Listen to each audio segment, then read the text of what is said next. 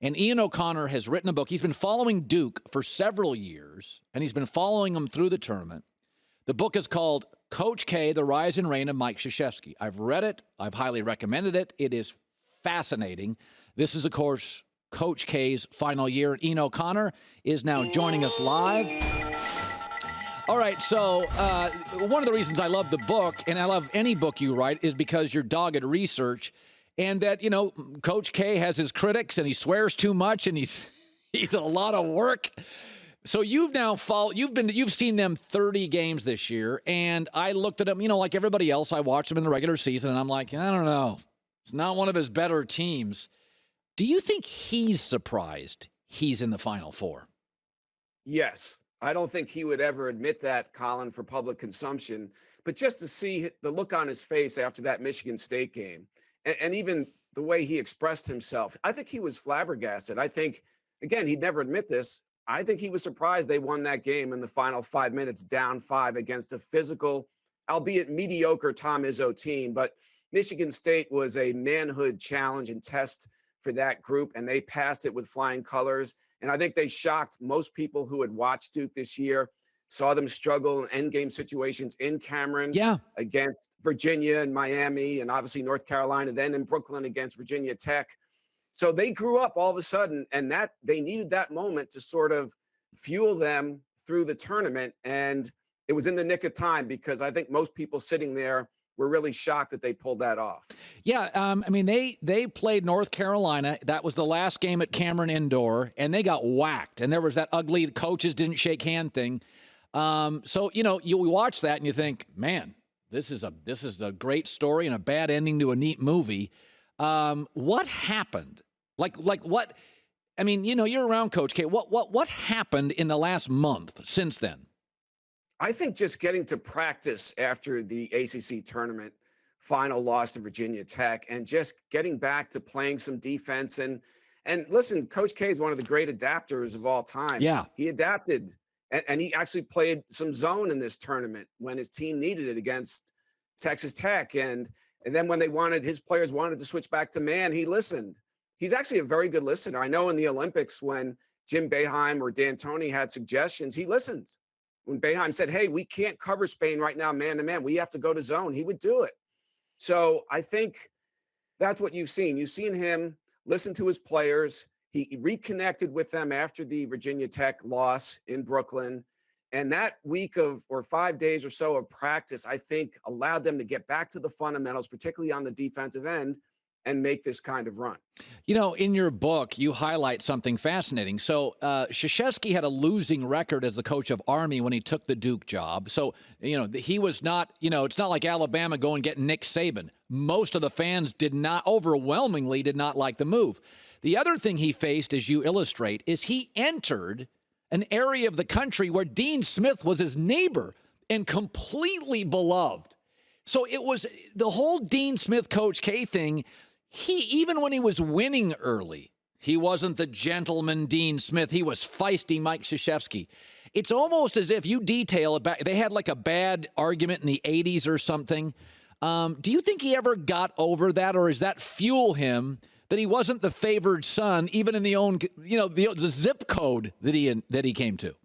Right. The first time they ever faced each other, there was a tournament called the Big Four back in the day in the Greensboro Coliseum. And actually, at the end of the game, North Carolina won. And there were a couple of free throws that still had to be taken with a second left, or less than a second, really. But the game was decided. So Dean Smith walked down to shake Mike's hand. And Mike said, no, Dean, the game's not over. And Roy Williams was sitting there watching. And he said at first, wow, you can't, as a young coach, do that to a legend. But then he thought about it. And he said, you know what? Mike was right. The game wasn't over. And this guy's going to be a problem we're going to have to deal with. And ultimately he was. But no, I don't think that ever went away, that thing with Dean that he felt. And listen, in year 2, I have a scene in my book, Colin, where they lose at Princeton, Duke does. And an assistant coach, Bobby Dwyer, was looking for Coach K after the game, couldn't find him, walked down a hallway, opened some doors, and he opened one, and there was Mike sitting alone crying. He thought already in year 2 he was losing his hold on a dream job. Then he loses at home to Wagner in year 3. Meanwhile, Valvano's also winning a national title next door. So it's amazing that he survived those first few years. And the AD at the time, Tom Butters, who hired him out of Army with a 9-17 record, doubled down and gave him a contract extension, which seemed crazy. It turned out to be the best decision in the history of the sport. You know, for most of my young years in this business, John Wooden was the standard, the pyramid of success. You know, Krzyzewski's got far more wins. Is what Krzyzewski's doing now as impressive as what Wooden did then? I think more impressive. I do. I think Mike Krzyzewski is the greatest college basketball coach of all time. I think it's 1 and 1A. I would put Wooden as 1A. Lou Carnesecca, local for me, Hall of Famer. If you added all of his wins, 528 or so, on top of John Wooden's wins, it still wouldn't reach Mount Krzyzewski. Wow. You'd be about 12 short. Wow. So I think 530 some odd extra wins is a tiebreaker for me. I know a lot of people say, hey, 10-5 in national titles. It's hard to, or maybe it's 10-6 in a little bit here. It's hard to win that argument. But John Wooden had to win 4 games to win a national title. And Mike obviously has had to win 6. And there's so much more parity today in college basketball, Colin. And I just think Wooden had a monopoly on high school talent today with the proliferation of cable TV. You see so many more Division I programs with access and visibility. And obviously the one and done era that Coach K had to adapt to and ultimately embrace. I think his record, again, when you look at the staggering amount of wins, over 1,200, I would put him slightly ahead of John Wooden. You know, it's funny. I've watched him in this tournament, and he's a little more gentle with the officials. You know, as you well know, he is a legendary barker. You covered him years ago and found that out firsthand. He does have his critics. Are any of them ever right? What are they saying? Are any of them right? Sure, of course. And I think I covered extensively his flaws and mistakes in the book. He's not good at ever apologizing.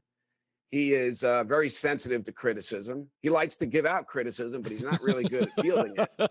And I guess that's most human beings, right? Right. And so, and listen, I have people quoted in the book. Pete Gillen went on the record and said, as an offensive strategist, Mike is basically above average. Now, Gillen didn't say that, but what he did say, and he, of course, coached in Virginia, is when you coach against Mike, and he might be the best ever in terms of motivation, obviously a great defensive coach, but offensively, you never walk away and say, I need that set. I need that play.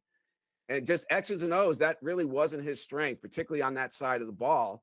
But he was a Vince Lombardi-like motivator. Yeah. And he combined Belichickian preparation with Lombardi-esque emotion. And that's what made him the best ever. By the way, when it's really interesting to think about this, his last game at Cameron Indoor, he not only loses, he loses big and he loses to his rival. Boy, I bet that was a bad 24 hours. You think it bothered him? Oh, God, yeah. Of course it did. You saw his reaction. He scolded the crowd. He basically told the crowd to shut up.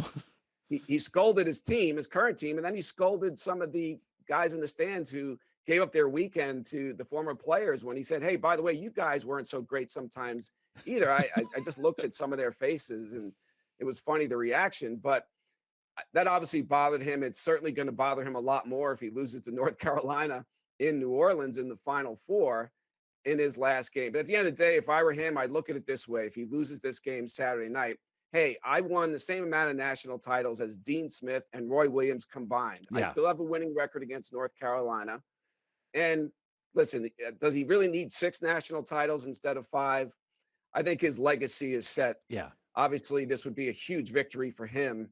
But again, Roy Williams plus Dean Smith equals 5 national titles, and Coach K won 5 by himself. So I think he can live with that. I don't see him going into retirement.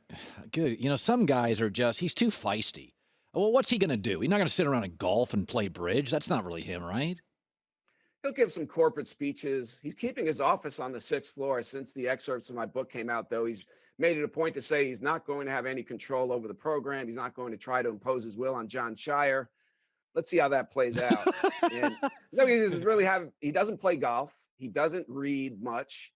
He does like to garden around his house. He tends to his gardens. He's going to do some speaking for quite a bit of money, and rightfully so. But he's a coach, and he's keeping his office. And when Shire needs some counsel, I'm sure he'll go to Mike. I'm sure recruits on campus will be ushered into Mike's office. It would make sense. Right. He says he's going to be mostly an ambassador, and that's it. But again, let's see how that looks in about 2 or 3 years. Okay, Coach K, the rise and reign of Mike Krzyzewski. Let's put that up again. Just if you love history and the greatest college basketball coach of all time, somebody's going to probably be Ian write a book about Saban when he leaves. It's fascinating stuff. And Ian, I love you. Thanks, man. I appreciate it. Hey, my pleasure, Colin. Thank you. All right. His research is so impressive. I could not write a book like that. Well, obviously, I couldn't write a book like that. But it's the stories are, as I read the book, I'm like, how does he know that? How did he find that out? How did he find that? When you find out what people are eating for lunch 22 years ago, that's research. Journalism, my friends, it still matters. Hi, everybody. Thanks for watching. Subscribe here to get the latest from the show. Also, be sure to check out more of the best clips from The Herd or go watch a few segments from other shows on FS1.